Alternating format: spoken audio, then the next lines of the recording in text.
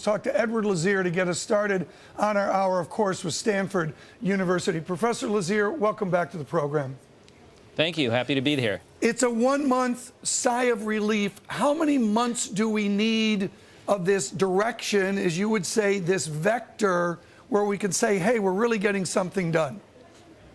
Well, you know, it's a sigh of relief in some sense. It's a sigh of relief because it's better than the previous month. But unfortunately, it's still nowhere near good enough. When we look at the numbers, 103,000 jobs, that's still below the number that we need even to keep the unemployment rate constant. So we should be looking at something like 125 to 150,000 per month in order to keep unemployment constant. And if we want to grow, obviously we should be up in the 200 to 250,000 range. The big problem, I think, is not so much the 1 month or this month or last month. There are a couple of good numbers in this month that I'll come back to in a moment.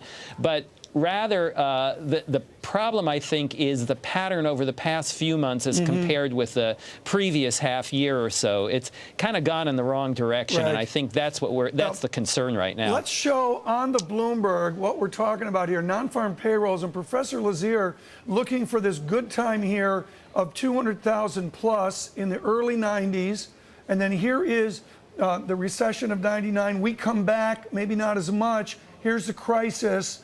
And here's where we are now, just simply not acceptable, not up near this 200,000 statistic. Ed Lazear, you mentioned two other items in the report. What are they? Well, the one item that I think is the most positive is the fact that private sector service jobs went up by 119,000. Yes. And that's really good. And the reason that's really good is I think we tend to pay a little bit too much attention to manufacturing construction. Not that those jobs aren't important, but we have to remember that they're a relatively small part of the economy. 70% of the economy is private sector service jobs. So unless we get that sector going, unless we see private sector growth in the service jobs, we're not going to see a recovery in the labor market. And so this was good news in that sense. And I would say that's probably the most positive thing that I saw in this. The other thing that was positive, there are a couple of positives. The other big positive, I would say, is that average weekly hours went up by a tenth of an hour. Now, that doesn't sound like a big deal, but a tenth of an hour is the equivalent of 400,000 jobs. And given that we lost a tenth of an hour last month, we are essentially undoing the damage that was done there. And so that's a big deal as well. Let's look at dreaded first chart. This is away from Lazear's analysis. Housing recovery first. This is a key question. We'll talk to Mark Zandi about this. Ed Lazear, do we need construction jobs to help us out to really get the unemployment rate going? You can see just, folks, the absolute carnage in the construction employment area going back well into 2009. Ed, we've got to get construction jobs going, don't we? Well, we surely do. Construction is important and manufacturing is important primarily because they're so cyclically sensitive. So they're a very good indicator of where the economy is going. If manufacturing jobs are not growing, if construction jobs are not growing, then we know that we're not coming out of the downturn of the business cycle. So in that sense, they're very important. And obviously, they're very important to the people who are affected. You know, these are people who have specific skills, very highly developed specific skills, and they're effective at using those skills in those industries, and we want those industries to come back. So, so I certainly wouldn't deny that those are important sectors. The reason that I focus on services so heavily is that it tends to be ignored, and it is most of the economy. No, I like that idea. That's why we'd love to have you on, Ed.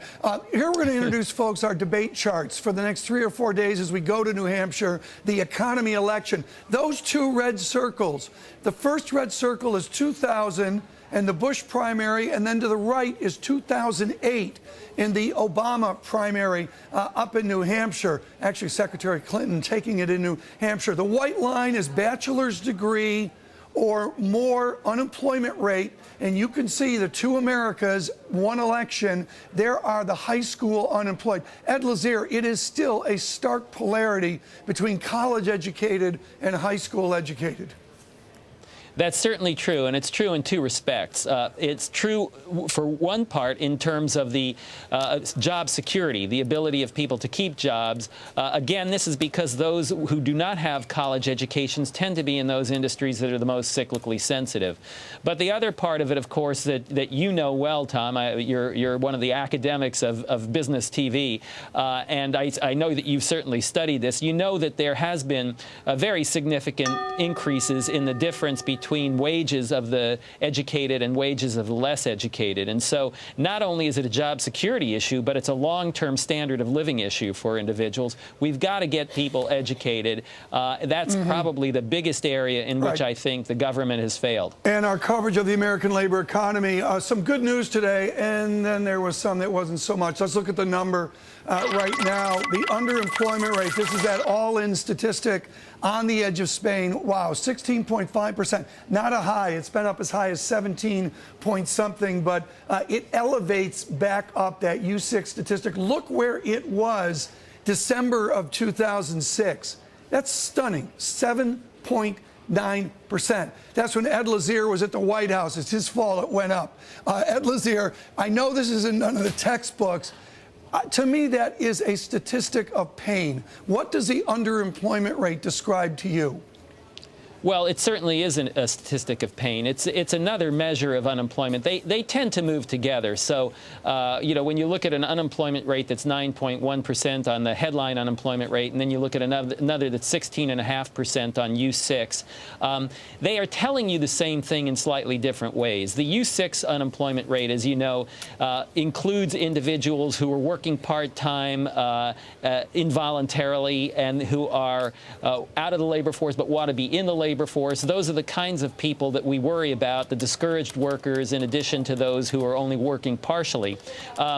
So that's problematic because it tells us that there's a lot of slack in the labor market out there. But we already know there's a lot of slack. If you just look at the numbers and you say, let's compare the probability of finding a job today versus the probability of finding a job in 2007 when the unemployment rate was 4.4%, you're about 3 times more likely to have found a job then as you are right now.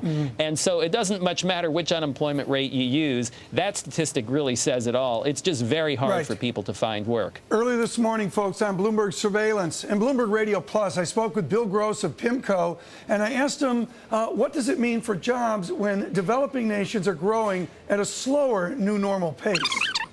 Well, it means much less job creation. I mean, you can't create jobs if the economy is only growing at 1 to 2% in the United States. It's what we suggest is stall speed. When an economy gets so overladen with debt, you're flying what is really a 747 as opposed to a puddle jumper, and a 1 to 2% real growth is essential in order to simply keep our heads above water and to keep us in the air. And I'm going to guess Ed Lazear pushes against the new normal theory. Ed Lazear, what real economy GDP number do we need to get back to 200,000 persistent job growth? Do you have a number in mind? Well, let me put it this way. If you look at the GDP growth that we've had since the recession, we're back at the level almost, with the exception of the last quarter or two, which were very, very weak. But if we look at the post-recession period, we're growing at the rate that is sort of the long-term rate. Unfortunately, the long-term rate is not high enough to get us back to where we need to be. So following every recession, you should be seeing growth rates of 5, 6, 7%, not growth rates of 3%. Wow. And if you see that for a while, then you get back to the line that you were previously on. Unfortunately, we're about 10% below where we should be right now, given the magnitude of this recession. Now, obviously, this is a very significant recession, and it's not clear that we'll ever get back to where we want to be. But most recessions, even very big ones, the early 80s was a very big recession as well. We did come out of that and eventually get back to that previous growth path. So that's really what we should be doing right now. Triangulation. Triangulation is when Ed Lazear gets stuck out in San Francisco Bay on his windsurfer and he starts going under the Golden Gate Bridge. No, here it is, folks. It's a debate chart for you. Just do something before March of 2017. If you take our present path of non-farm payroll growth just to get back to the peak That red line gets you out to spring of 2017. Ed Lazear, when you were in the White House, or Alan Kruger now, that's totally unacceptable to the politicians and to the Republican candidates. How do the politicians jumpstart that glide path back? Well, I think that's really the wrong way to be thinking about it. I think that the focus on jump starting is probably what has caused us not to get back to the appropriate path. I like to focus on the long run. And the reason is not that we don't need to jump start things. It would be terrific if we could jump start things. I just don't believe that we're very effective at doing it. I don't think we were good at doing it, and I don't think the Obama administration has been good at doing it. And again, it's not because we haven't tried. There are a number of things that were tried. We tried a stimulus. They've tried stimulus. I think the evidence on that, despite some of the more positive people, I think the evidence on that is that the stimulus was very ineffective. Even if you take the best estimates, take Mark Zandi's estimates or the Council of Economic Advisors estimates, even those estimates show a relatively weak effect of the stimulus. So what can we do? Well, I think what we really need to do is we need to be focusing on the longer run and on getting businesses positive on investing in this country. With the time left, Ed, I want to switch gears here, folks, and look at the most stunning chart from our debate. You'll see this chart Monday, Tuesday, debate day, and Wednesday in Hanover. The exhausted American consumer. And here is real consumption. Steve Roach, thank you for bringing this to my attention. There is that Bush primary of 2000. There is the Obama primary of 2008. Secretary Clinton again taking it, and look how real consumption on a 4-year moving average basis has just collapsed. Ed, do we just let the American consumer bring it down, or do we have to jumpstart consumption? Are we still a consumer economy? Well, we're surely a consumer economy, but I don't think there's a way to jumpstart consumption without having incomes grow. And my view is that the only way you get incomes to grow is get businesses to start hiring again. How do you get businesses to start hiring again? You have to have a positive investment climate. That's the only way we know that works. But again, it doesn't work quickly. It's a long-run fix. But the long run can be 2 to 3 years. So if we had started with what I would think of as some positive moves in terms of reforming the tax system, pushing trade, which we should have been doing a couple of years ago, by now we would have been in the long run, and we might have gotten both jobs growing and income growing, and with that consumption. So, I think these things are all very closely linked to one another, but there are prime movers, and the prime movers are creating a positive business environment. That's about the only thing I think that we can do and do effectively. Ed, I got 30 seconds left. What is the question you would ask the Republican candidates? Well, I guess I would ask them to be somewhat specific about how they're planning to get the budget under control. Again, in terms of long-run issues, these high levels of spending that we've seen over the past couple of years need to be brought back down. There's no way we can close the gap by raising taxes. I think even if I use the president's numbers and forecast those forward, we're just not going to get there by tax increases on the rich, on the poor, you name it. We're just not going to get there. So we've got to figure out a way to do that, and I'd like to hear specifically how people are planning to address that issue. Professor Lazear, thank you so much, from Stanford University.